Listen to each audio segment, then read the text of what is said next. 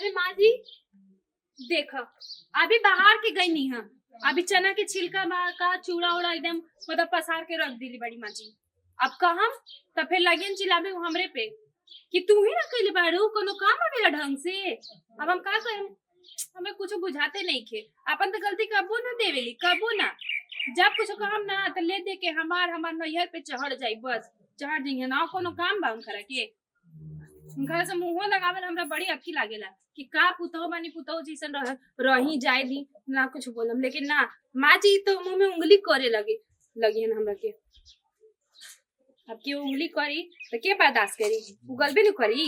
दिमाग खराब, पता ना गली बोले के आदत हो गई बा इनकरा के। का बोल रहे काम का बड़बड़ा तोड़ दुआरी पे खड़ा होके का कहीं नहीं है। हम दिन भर घर में मतलब झाड़ू बाड़ू करत हम परेशान। हम का आदमी नहीं खी जानवर बनी का। अब दिन भर का हम सूत के चौकी तोड़ता नहीं का, चौकी तोड़ता नहीं। ढेर हमरा से मुंह लड़ा के बोलनी ना। और जब काम बा शांति से काम कर। आपन रवा से तो अच्छे करता नहीं। हम खूब करत तारू बुझाता। अपन देखा तनी, हमहू देखत तनी दिन भर काम में खटत खटत हमरा देह आधा भइल बा। आहा। अब भाई बड़ू तू काम करे वाला। हम ही गली बुलाता नहीं, गली तो हम बुलाता नहीं। राहुल के घर तो उनकर घर तो उनखन घर घूमने की तो आदत हो गई बा। माने घर हम घूमतनी। हां ना तो हम घूमता नहीं। अब के काम करके आवतनी कि ना गई रही कि ना राशन बर्तन मांझी कर रहनी है का के उनके घर में ना गई रही। राशन पता खातिर पूछे गई रही। हैं लाइव ने तो खइबू का, लाइव ना तो खइबू का। ढेर मन पर हमरा शौक नहीं के बरवा से मुंह लगावे के। हम अपने नहीं के तार माई बाप सिखा के भेजला बड़न के जाके सास के मुंह लड़ावो। हां हमर माई बाबू रवा कले हमर माई के पड़तर का बड़ी नहीं पड़ता। चुपचाप से हिसाब करके घर में आओ ना तो द्वार मत झाक ढेर। समझ गेले कि ना तो बढ़िया से हम बतावे लागो। हमका तो दुआर झाकता नहीं। हां आपने गली भूले के आदत बा, अपन नहीं खी देखे के। हम दुआर झाकता नहीं, दुआर झाके के आदते बा हमर। दुआर झाकनी बनल बानी हम। काहे हेजा खड़ बाड़ू? ए चुप करी। हई देखो तारा खातिर को फूल लेके आई बनी। फूल फाल देर माथा मत खराब करी। अरे काम कतना कर करके जाड़ों में लगा था कि पसीना छूटे लगेला। सुबह तार माथा में का हो गए? सुबह हमर माथा में राउर माई हमर माथा में मिर्गी चढ़ा देवेली का कही। हां अभी बाहर के कोई नहीं। हां ओके बाद देखी का दशा कइले बड़ी देख ली। रोए के लोग माई का का हम कहि तू माई का तूहे समझ लो। तू एकदम हमेशा अपने बीच मत घुसी, पूछो मत करी हमरा सारो। अपने काम से मतलब रखी। तू माई काहे माई तोनी करो सुबह यही काम रह गेल। कोनो काम नहीं खेलाई झगड़ा करे के। अगले हमर दिमाग खराब करे हैं। एगो तो हाउ बिया के हमर दिमाग पे चढ़ा रहतिया।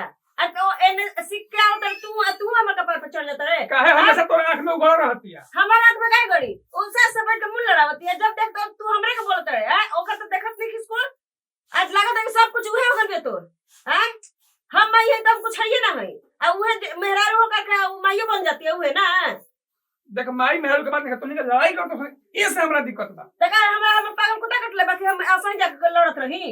हैं जहां देखत तनी ओ जे कूड़ा करकट लगावले रहतिया, गंदा संदा बर्तन धो के रख देतिया, खाना ढंग के बनावते नहीं के तो एकरा पे हम बोली ना त का करी। औ कहते के ते चूरा छिटले बाड़े। हम छिटले बानी मन हम बच्चा है कि जाके छिट देतनी। हैं का बुझेबे ना करेला का पत्थर पीली बानी तब से हम आवाज चंदा डले आगे ही मक्खन लगाबे। का रहो के मतलब कोनो काम नहीं खे ना। एकदम मतलब सही में बहुत खत्म बानी। ए चुपचाप से एक जवान लोग के बोल दे के अपन मुंह बंद रखे।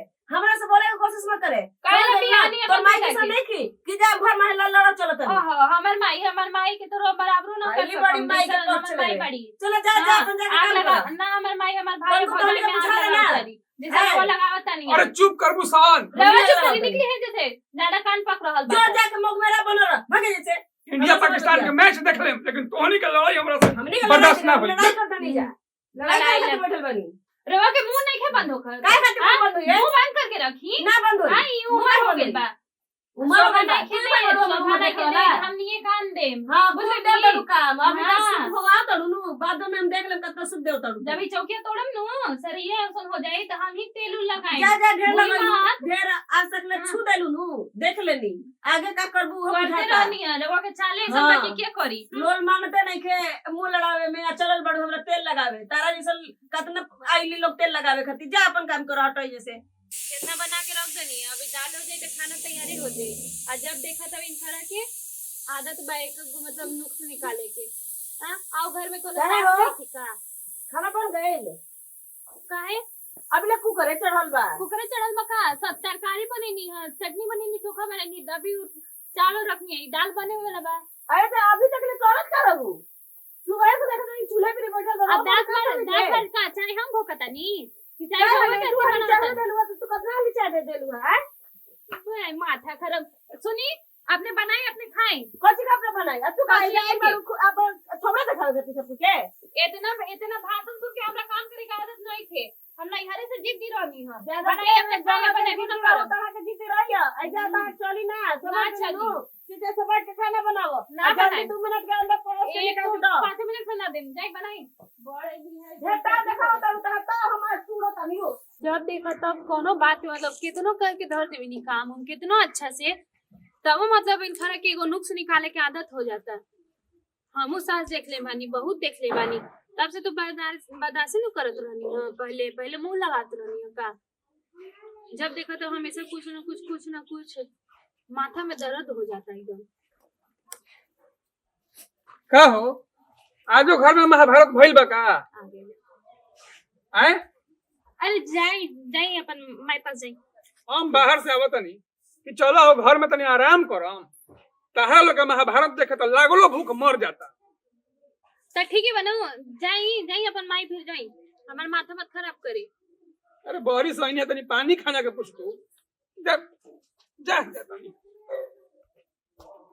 जब तो तब एकदम मग मेहरा भइल बा खाली मेहरारू के बात सुने के एकदम बेचैन रहेला। बस एगो बात कह देवे एकदम पता ना का एकरा मोती में मराइल बाकी जब देख तब ओकरे पक्ष माई तो का जाने कहां जाए कुछ पते नहीं के चला एकदम समझ में नहीं क्या होता बेटो बाकी नहीं के हम लोग बुझाते नहीं के एकदम। अरे का बुझात रहत रे आगे ले जा जो जैसे जो तो हमारा दिमाग खराब मत कर। बढ़िया से पूछनी है कि का अपने में बतियावत रहत रे, कोई पागल कहे लागे तोरा के।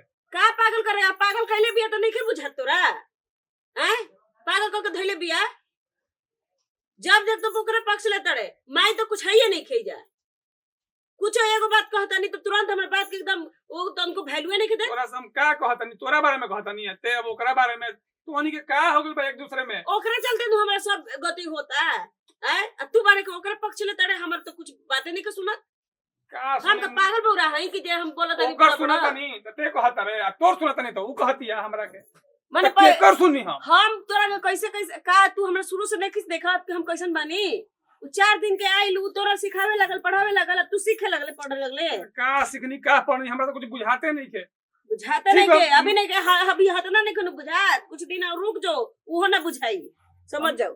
हम गलती कर देनी तोरा से पूछ के ते मैं ठीक करत रे बकबको। हां बकाता नहीं अबे दुआरी पे लाके बैठनी नु अब तो दुआरियो ना मिली बैठे खाती हमरा राजभोगी हुए आ तू ही राजभोग हमरा कोनो मतलब नहीं के तोनी से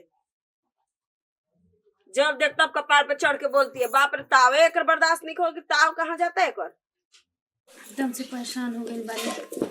आज इन घर के तो हम बोलिए देख कि ऐसे तो अच्छा बा कि नहीं हो रहे चल जाई हुए ठीक ही रहे का नहीं ससुरा कइले बड़ू ना सुधरबू तो का बिगाड़ ले बानी का बिगाड़ देनी है जे इतना परेशान बानी दोनों माई बेटा एकदम नहा धो के पीछे पड़ गई नहीं जब माई बेटा हमारा दूध बड़ा के तार दिमाग होश में आ जी ना हां सुधरबू मारी चिबा जाई हमरा के चिबा जाई दिमाग खराब अपन माई के कोनो गलती देखी नी दिखाई देला रवा जब घर में आवनु त मुंह लटका के बैठा रहत रिसन ओकरा के देखत सही बड़बड़ात रहत ना त मुंह पे टांग दे टांगना पे टांग दे का मुंह के हां तोहनी से बढ़िया हम बहरी रहिला घर में बढ़िया हम बहरी खुश रहिला अपन एक तरफ देखा त माई परेशान करके रख ले रहली तोहनी से तो हम परेशान बानी त एगो काम करी सबसे अच्छा अपन माई के रखी हमरा के भेज दी नहीं हम जाता नहीं सो हम बहुत परेशान हो गइल बानी तोहनी घर में रह हम जाता जी हम का कर अरे का रे खाना खा के जो तेही खो अपन बनैले बड़ता हम ना खाई खाना खाली खानवा अरे तो नथी बा तू तो बोला मत हमरा से खाली खाना खियाओ तू लोग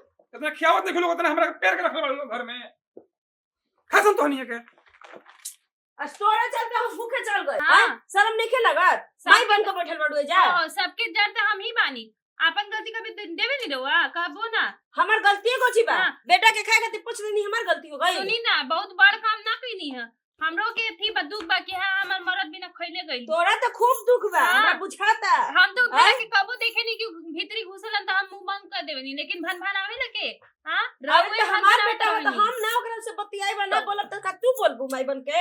देखी बेटा के बियाह करे के बाद हर माई के एगो आंख बंद करके रहे के पड़ेला, लेकिन रवा के आग लगावे के आदत बा, आग लगावे के रवा के और कोनो काम नहीं खे। सोन ज्यादा बोल मतलब से मार दू तक मुंह बन जाई। काहे ना मारम मारम काहे ना, काहे सही जो कह देनी कि रवा के तो आदत बा भन भनावे के। खूब बुझाता हमरा, हम सही बोलता नहीं कि तू सही बोलता रू। वो तो लोगे बताई कि के सही बोलता। लोगे वे बताई ढेरे जे बड़बड़ा म समझ अरे गए। मोबाइल कहाँ बा तो निकला था मोबाइल कहाँ बा हमार मोबाइल कहां बा?